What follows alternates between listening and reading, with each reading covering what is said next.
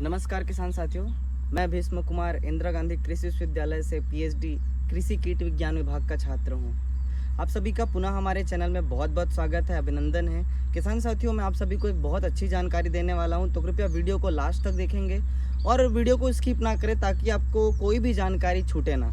आप सभी का बार बार एक सवाल आ रहा था कि हमारे खेत में माइट का अटैक हुआ है, माइट के अटैक के साथ साथ गंधी बग का भी अटैक हुआ है, तो हम कैसे जानें कि दोनों जो कीट हैं, है ना, वैसे तो माइट कीट नहीं है, मैं फिर से आपको बोल रहा हूँ, दोनों का जो अटैक है उसको हम कैसे पहचानें, ये बार बार बहुत सारे किसानों का सवाल था। तो किसान साथियों, इसी प्रश्न का जवाब लेके मैं आप सभी के साथ आया हुआ हूँ। आपको मैं बगल में फ़ोटो भी दिखा दूंगा कि ये जो माइट का अटैक है और ये जो गंधी बग है, इन दोनों को हम कैसे पहचानें। सबसे पहले तो मैं बता दूं, माइट का जो अटैक होता है वो आपको पता है दाने पर किस प्रकार से होता है। पूरा जो दाना होता है वो कत्था कलर का दिखाई देता है ना। दाने के साथ साथ ये पत्तियों के तने पर भी दिखाई देता है। जैसे आप नीचे जाएंगे तो ये जो सीथ वाले स्ट्रक्चर होते हैं, है ना, तो ये लीफ के सीथ पर भी हरा कलर का स्ट्रक्चर आपको कत्था कलर दिखाई देगा। तो ये है माइट का अटैक। अब हम आते हैं गंधी बग के अटैक पर। तो गंधी बग का जो अटैक होता है वो मैं आपको दिखा देता हूँ। जहां पर भी ये गंधी बग अटैक करता है ना, वो दाने में इस प्रकार से पंचर करा हुआ दिखाई देता है। मतलब जिस दाने पर होता है वहां पर वो ऐसे एक, जैसे पेन का जो नीब होता है उसे हम रखते हैं, उसी प्रकार से तिल के समान दाने में दिखाई देगा।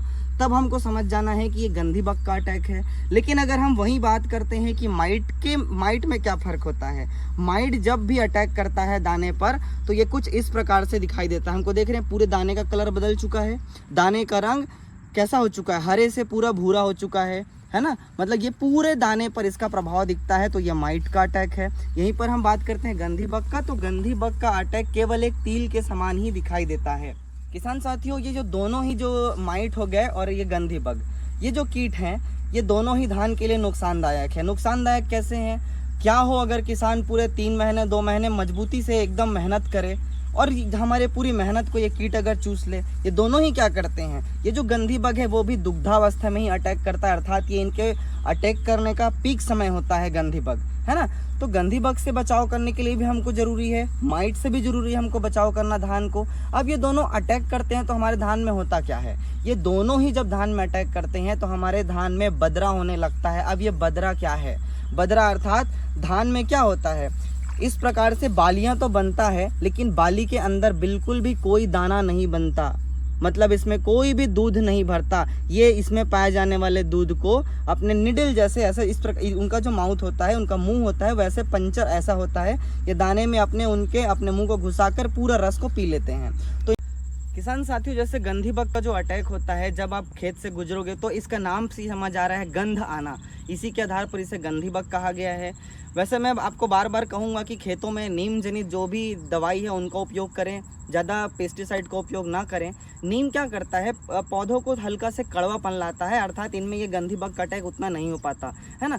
अब फिर भी अगर हमको लगे कि हम रसायन का उपयोग करना है तो इमिडाक्लोप्रिड 40% और फिप्रोनिल, ये दोनों कॉम्बिनेशन आता है, इमिडा प्लस फिप्रोनिल 40%, WG का कॉम्बिनेशन आता है, इसका आप उपयोग कर सकते हैं, है ना। फिर भी मैं बार बार कहूँगा आपको रसायन का उपयोग ज़्यादातर ना करें। नीम युक्त जितने भी हमारे दवाई हैं उसको घर पे बनाकर ही छिड़काव करें ताकि पौधा हमारा सुरक्षित रहे, वातावरण सुरक्षित रहे, हमारा स्वास्थ्य भी सुरक्षित रहे।